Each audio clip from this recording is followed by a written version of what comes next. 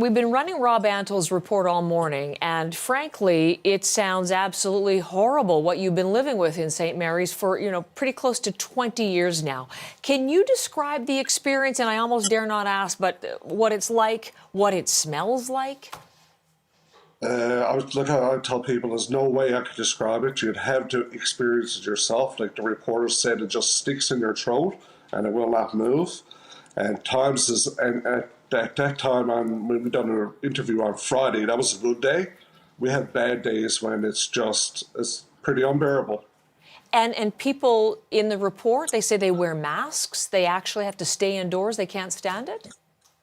Yeah, the plant is located in the nucleus of the town. It's about a mile radius. The majority of our residents live there, which we only have 309 residents.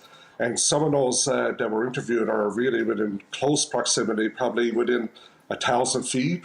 One homeowner is about 100 feet in, and they has to stay inside. Can't bring in their grandkids in the summertime. It's just not acceptable not to stay in Newfoundland or Canada. Anywhere.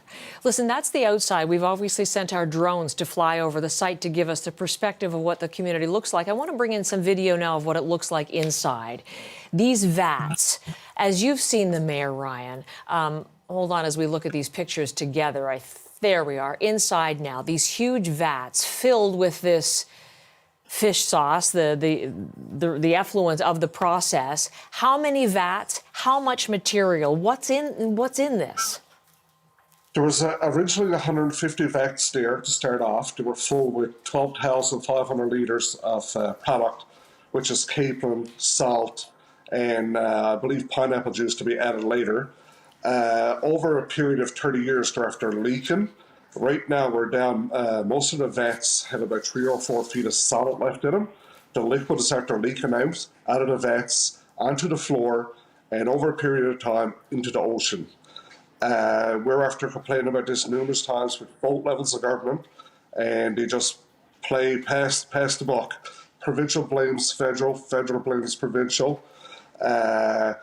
So back in 2016, when this went down, we had a private he came in and wanted some tanks, so we never stood in his way at the time because the town has it rolled off as not ours. Right. We were recommended to do that by legal. And he cleaned out 30 to 40 vats at the time and flushed them into the ocean. The federal government came in at the time and they got him. Their solution at the time was to fill up the drain with a bag of cement. That was their solution, and they never looked back. And this all went down on the 8th of November 2016. They sent away the sample. On the 9th, they got the gentleman that was at the building to fill in the drain, and on the 10th the report came back, and we were never ever contacted as a town with the information. So, but interestingly, CBC News and our colleagues Rob Antle and the team at CBC in St. John's have been investigating this for years, and they made an access to information request to get this document and information from Environment Canada. And quite right, going back to 2016, Environment Canada found that the effluent was, this is the quote, acutely lethal to fish. The fish died within 15 minutes. So you never got that information, you said, as a community. We got the first we heard of that information was on Friday when the reporter gave it to me on air. I'm after sleeping on that now for about 5 or 6 days. I'm after losing sleep over it because he asked us to stay quiet until the story broke. And the government is after sitting on this for 7 years. I just wonder, did they lose any sleep? So you've been processing this now, and I mean, are you angry? Are you worried? I mean, where are you now that you've suddenly seen this information? Well, angry comes first where they never contacted us. Mm-hmm. Worried now that we actually know what's there. And besides this report, we had a private company come in to do some testing, and they found a H2S gas in the building, which is very, very toxic to humans. This is over and above. It's all after coming together at one time with the Freedom of Information Act. And, right. But the federal government was only interested in the fish, the wildlife. That was the Not Environment Canada focus. And the report, again, we should probably stress, the effluent, the testing found was acutely lethal only to fish. I don't know if anyone's sick in the community, but what are your health concerns for the people of the town?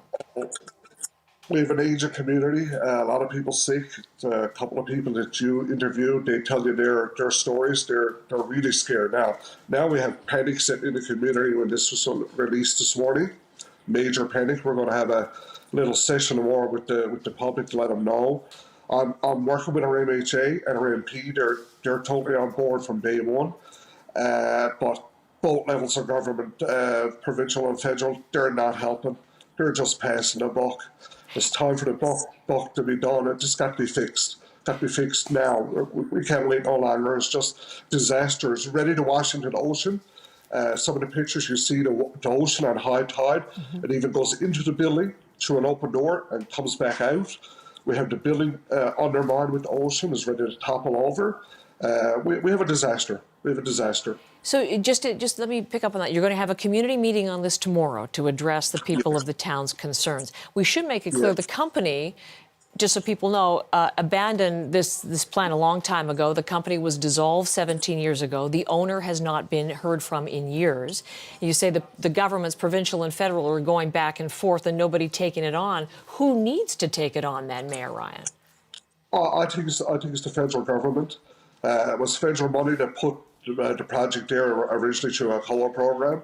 The federal government was the people that got the drain blocked off. It was the federal government that went to court with the owner on 2 occasions and stopped them from selling this product.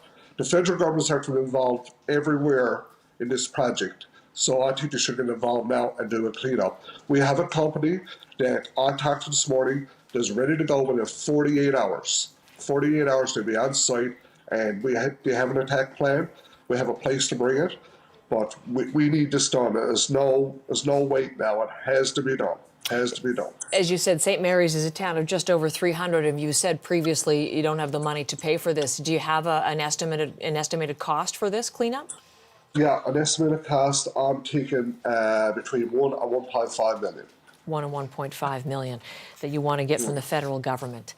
You haven't heard anything on this for years. The story is again getting a national attention, and you're talking about it. You're able to talk about it now publicly for the first time. So what is the hope now that it's out there again and we're really hearing about the extent of the problem?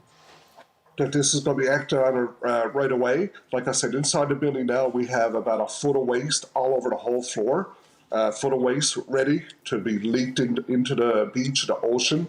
If the water keeps washing it out into the ocean, if the building topples over, is into the ocean. The only people that are in our corner since I'm at this now 8 years, just on this file. The only people that are in our corner, well, we have our MHA and our MP, is the media. The media is after giving us the most hope in the past 8 years than anybody else, and I have to thank you for that.